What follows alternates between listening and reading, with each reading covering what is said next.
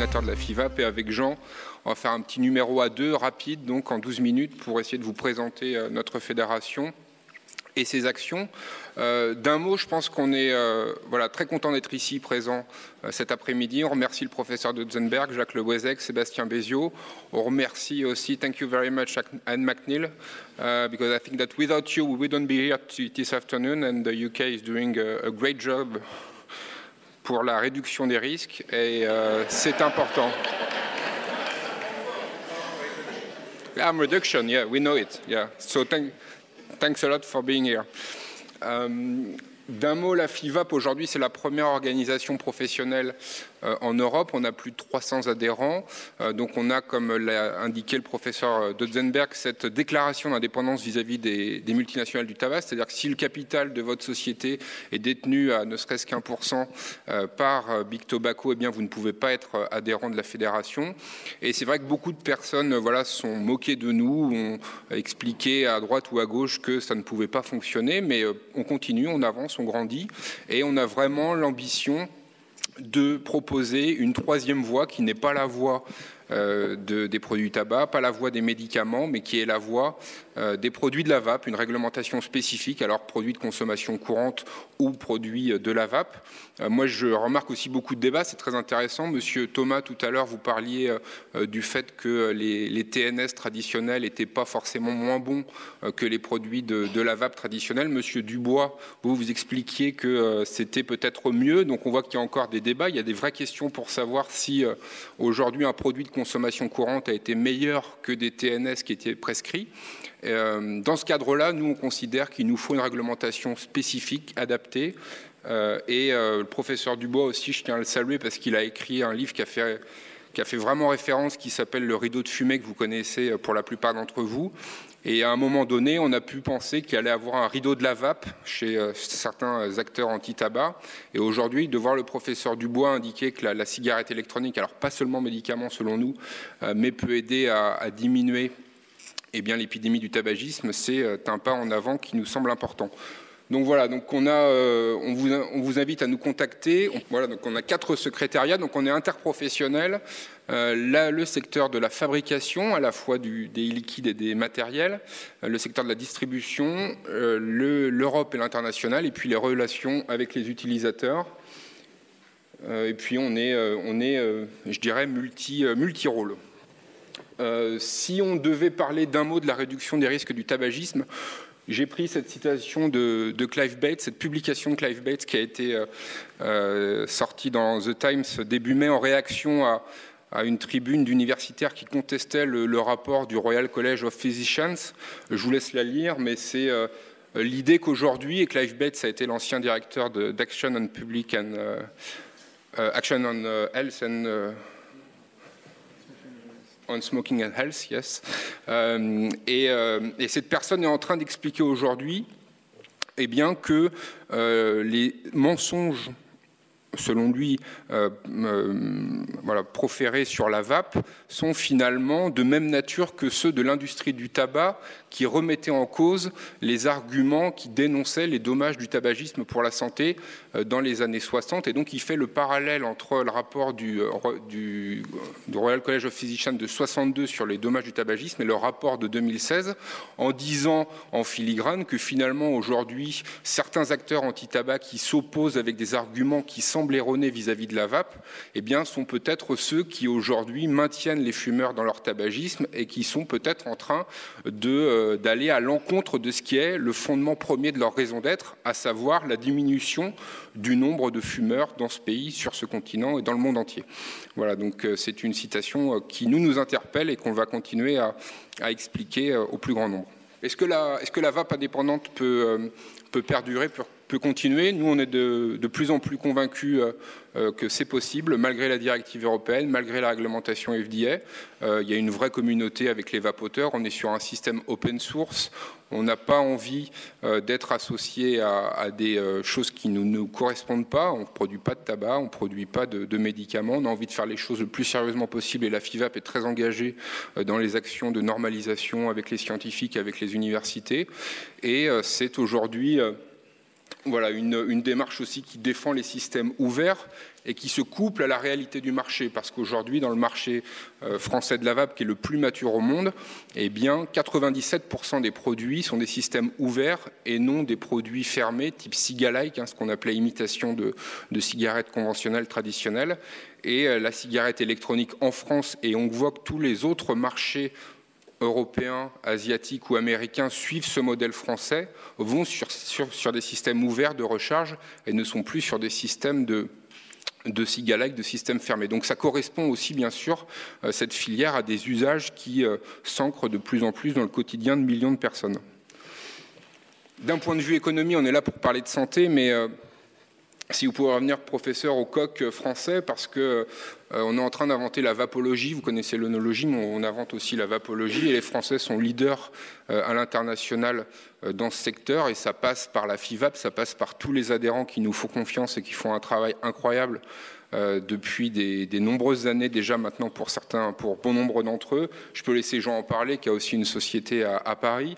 Mais voilà, il y a vraiment un écosystème aujourd'hui en France qui fait que la filière est indépendante de l'industrie du tabac, a envie de faire les choses correctement avec tous les acteurs concernés, et en plus, dans un contexte où la balance commerciale de notre pays n'est pas formidable, on a peut-être un atout demain avec des universités à Caen, à Bordeaux, à Strasbourg ou à Marseille, pour être les leaders d'un produit nouveau, une des 8 innovations de rupture peut-être du XXIe siècle.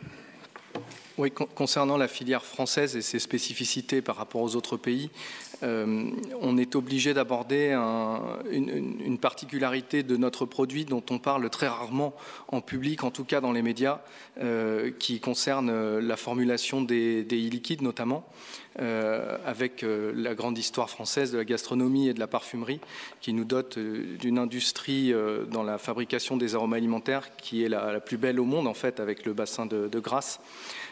Ça donne accès aux fabricants français à des ingrédients de première qualité avec des arômes fantastiques. Et on note chez les professionnels français une recherche constante de saveurs qui sont particulières, décalées, originales, qui visent évidemment à séduire les fumeurs pour les sortir de leur tabagisme. Et ça, si on n'en parle pas, c'est parce que ça nous fait basculer dans l'univers du plaisir, de la recherche de plaisir, qui peut choquer évidemment lorsqu'on a le logiciel un peu dépassé du sevrage total. On se dit il vaut mieux ne pas fumer du tout. Et bien, quand on vapote, le fait est qu'on vapote parce que c'est plutôt agréable. Et là-dessus, sur la formulation des liquides, c'est très important parce qu'il faut bien attirer les consommateurs, il faut bien leur donner de l'intérêt, il faut bien qu'ils puissent comprendre que ça peut remplacer les cigarettes. Et à partir du moment où on a fait ça, on tombe dans un moment dans leur sevrage où ça devient mieux que la cigarette au final. Et c'est plus agréable de vapoter parce qu'il y a beaucoup d'avantages. On ressent très vite les bénéfices sur la santé. Et quand on se passionne pour les saveurs, pour les liquides, là, on accède à une palette de découvertes et c'est toujours des moments qui sont agréables et qui permettent de continuer à ne pas toucher au tabac. Alors ça, c'est évidemment délicat d'en parler, mais pour le coup, c'est ce qui, nous, professionnels, nous fait avancer, que ce soit les fabricants des liquides ou les gens en boutique, qui vont aller à la recherche des saveurs, qui vont compléter leur gamme, etc. Donc aujourd'hui, je suis content d'en parler parce que je crois qu'il faut un petit peu lever le voile sur cette spécificité de notre industrie qui nous positionne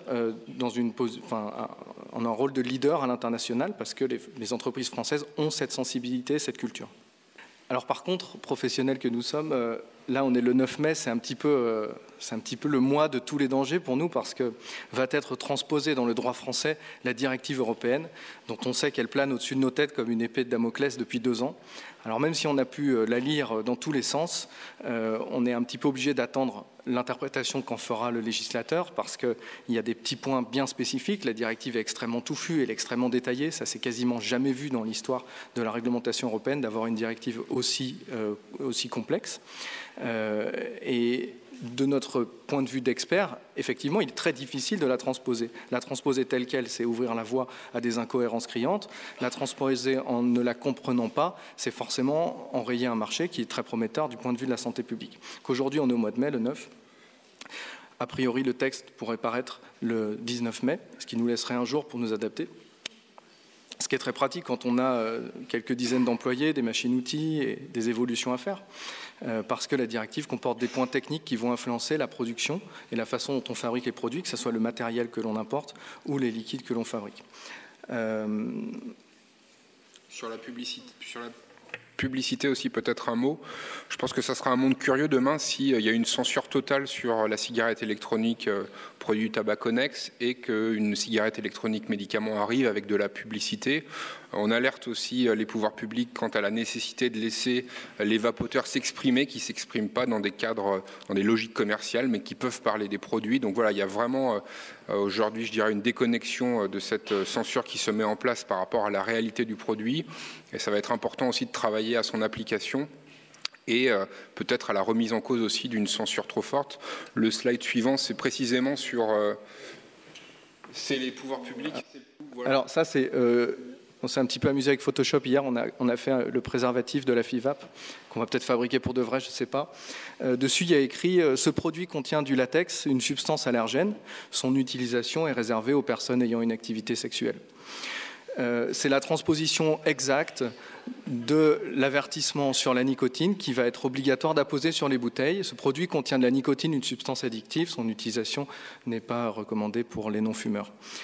Tout ça pour dire qu'un moyen de réduction des risques que l'on maltraite, comme on est en train de le faire avec les produits de la vape, c'est juste une façon de terroriser des gens qui sont dans une addiction mortelle et de les tenir à distance d'une potentielle solution. Et ça, nous, on le déplore. Alors d'accord, ça a été fait il y a 2 ans.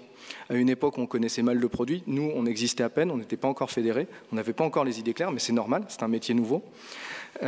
Et aujourd'hui, on va être obligé d'apposer ça sur nos bouteilles. Des bouteilles qui vont être limitées à une taille de 10 millilitres pour ce qui concerne les liquides nicotinés. Une bouteille de 10 millilitres, c'est tout petit, et on doit mettre beaucoup de contenu dessus.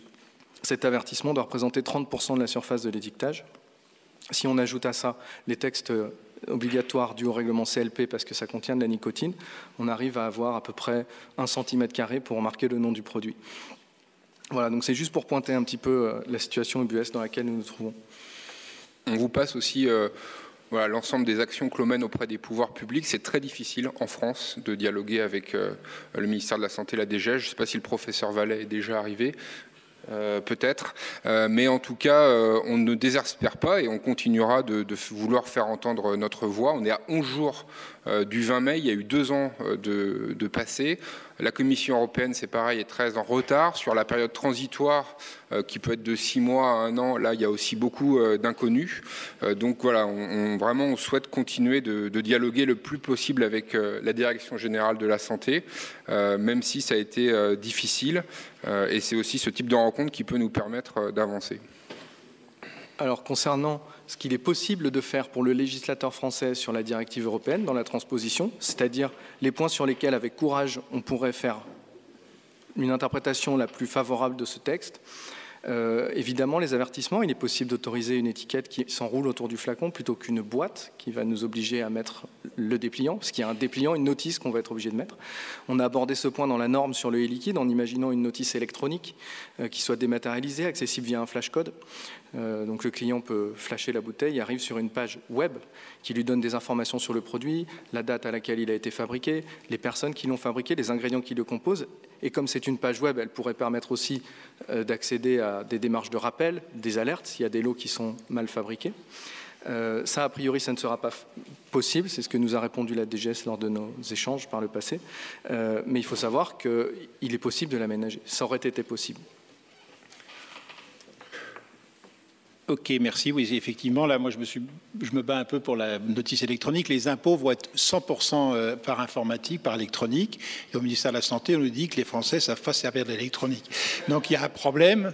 Il faudra soit changer les impôts, soit changer les notices des cigarettes électroniques et avoir de l'info avec un petit peu d'infos sur l'étiquette. Mais sur l'étiquette, on a essayé de faire l'exercice. Ça fait 8 cm sur 5, l'étiquette. Si vous mettez un tiers pour ça, plus... ou 31,64, ça dépend, parce que ça dépend des flacons. Et si on essaye de tout mettre dessus, tout ce qui est obligatoire, parce que la Communauté européenne, il y a une dizaine de trucs qu'il faut mettre dessus, ça ne peut pas tenir.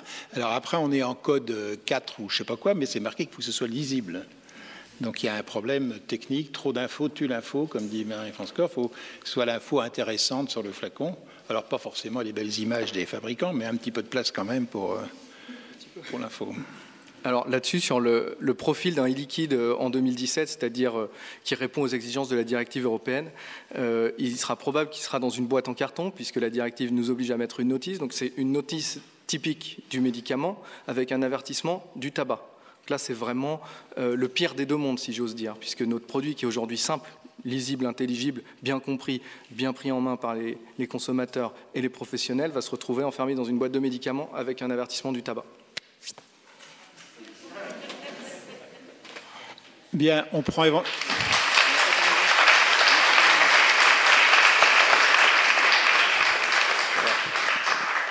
On a à peine terminé en fait, désolé. Juste, vous nous laissez 5 minutes de plus pour parler des acteurs de la lutte contre le tabac. C'est aussi important, il y en a beaucoup qui sont présents et on a aussi vocation à continuer de travailler avec vous et on le souhaite ardemment. Voilà, quelques mots pour dire que il y a toujours cette question du sevrage tabagique. Beaucoup de nos adhérents, notamment les magasins spécialisés, nous expliquent un peu ce jeu de dupe ou de passe-passe sur la question de la revendication du sevrage, même s'ils respectent la loi. Concernant les discours aussi, voilà, moi je sais qu'il y a plusieurs personnes dans cette salle qui parfois parlaient de la cigarette électronique et de la vapeur comme de la fumée. Il y a eu de la confusion, donc je pense qu'il y a besoin aussi d'harmoniser le discours et c'est ce qu'on a fait notamment à l'AFNOR avec une logique de dictionnaire et on continuera. Quand vous regardez l'avis du Haut Conseil de la santé publique à la lumière des deux rapports britanniques dont Mme McNeil a parlé ce matin, c'est vrai qu'on est dans une position qui est extrêmement prudente, mais à un moment donné qui interpelle parce qu'on se dit il y en a un qui dit une chose et l'autre quelque chose de différent, et dans la lisibilité des discours, on ne sait plus très bien où se retrouver. Donc peut-être bien que oui, peut-être bien que non pour le Haut Conseil en santé publique. Peut-être quand même que pour la France, il faudrait se prononcer de manière un peu plus tranchée sur certains points, même s'il y a une multitude de nuances sur la réalité des usages du vapotage. Pour le 3989, nous, on a testé, plein de vapoteurs l'ont fait, d'appeler Tabac Info Service, et c'est vrai que là aussi, il y a eu un nouveau site de refait. Là, il se pose aussi beaucoup de questions vis-à-vis du 3989. Je pense que l'EDUS qui est présente et la FIVAP sont extrêmement partants pour dialoguer. Idem pour le mois sans tabac, c'est formidable en France, on a un mois sans tabac en novembre, on a une prévalence de 34%, parmi les plus élevés d'Europe, on a un tabagisme gravidique qui est chez les femmes enceintes qui est le plus élevé d'Europe aussi, et on a un mois sans tabac qui arrive en novembre. Est-ce qu'on parlera du côté du ministère de la Santé de la cigarette électronique, et si oui, de quelle manière? C'est toujours pour le moment en débat. Et puis l'enjeu de la renormalisation du geste. Nous, on a aussi beaucoup de choses à dire sur ce sujet, sur le fait que c'est un geste différent. C'est un geste, pour reprendre le mot du vice-président Charlie Perrault, c'est un geste qui sauve par rapport à un geste qui tue. Alors arrêtons de criminaliser un geste qui sauve des vies. Et puis ensuite, voilà, c'est l'envie de travailler avec vous. Sur la normalisation, Jean, je ne sais pas, je te laisse peut-être parler, mais pour vous dire qu'on est présent aux 3 étages. Normes françaises, 2 normes françaises, nous sommes le premier pays au monde à avoir publié des normes de sécurité et de qualité, suivi après par le BSI, le PAS. Les Anglais ont publié aussi une norme et on travaille avec nos amis anglais qui ont aussi une fédération indépendante maintenant sur le modèle de la FIVAP, c'est l'Independent British Vape Trade Association. Voilà, ils font un travail aussi intéressant et on bosse avec eux. Et puis pour la normalisation, donc moi je suis chairman du nouveau comité technique cigarettes électroniques et e-liquide au CEN, au Comité européen de normalisation, et très récemment, là ça fait moins d'un mois, nous venons d'activer, sur proposition française aussi, un groupe de travail technique à l'ISO, donc pour créer des normes internationales de qualité, de sécurité, qui va vraiment distinguer le produit en tant que produit de la vape, c'est Vape and Vapor Products, le terme de ce nouveau sous-comité, qui est en partie relié au tabac, mais qui est indépendant, à savoir que nous avons la capacité vraiment de travailler de manière spécifique vis-à-vis de la cigarette électronique. Et ça, c'est aussi grâce à l'engagement du professeur Donzenberg, grâce à l'engagement de l'AFNOR que je remercie, qu'on remercie à la FIVAP, parce qu'aujourd'hui, la France a un rôle de leadership sur les activités de normalisation. Et on voit que c'est le futur. D'un mot, pour vous dire aussi la transposition de la directive européenne. La directive européenne n'a pas l'expertise technique pour mettre en musique concrètement le texte européen adopté par l'Union, et donc va se baser sur les standards européens puis internationaux pour notamment sur les données toxicologiques, les émissions, eh bien, avoir les référentiels permettant, ce qui vous interpelle tous, permettant eh bien, d'avoir des dispositifs, des référentiels qui garantissent la sécurité, la meilleure des produits. Donc voilà, on est sur ces actions. Il y a aussi l'INC qui a été dès le départ présent et un grand merci à eux également. Et pour illustrer cette injection de données qui peut passer des standards jusqu'aux lois, on a eu une note technique de l'Union européenne sur les modalités de remplissage, parce que la directive spécifique, il doit y avoir des modalités de remplissage très spécifiques dans la directive, et ils reprennent le travail que nous avons fait à l'AFNOR avec un système de pictogrammes qui permet de définir la taille de l'embout de remplissage, la taille du trou du réservoir, pour que le consommateur puisse s'assurer de la compatibilité des éléments. Et ça, ce simple détail, c'est un travail qui a été collectif. Oui, on va le voir dans la présentation normalement. Voilà, il se trouve, là il était là. Il faut faire tourner le cube. Il se trouve en haut à gauche. Voilà. Donc c'est les petits pictogrammes qui se trouvent en haut à gauche et qui vont être apposés sur tous les flacons de e-liquide d'Europe. Et le pictogramme le plus à gauche sur tous les réservoirs d'Europe et qui ont été directement conçus par les professionnels dans cette commission de normalisation à l'AFNOR. 25 pays au niveau de l'ISO qui participent au nouveau comité technique. Il y en aura bien d'autres qui vont se joindre aux travaux. Et puis, eh bien, voilà, pour nous contacter, merci aussi au bureau et puis à tous les adhérents qui nous soutiennent. Merci à vous.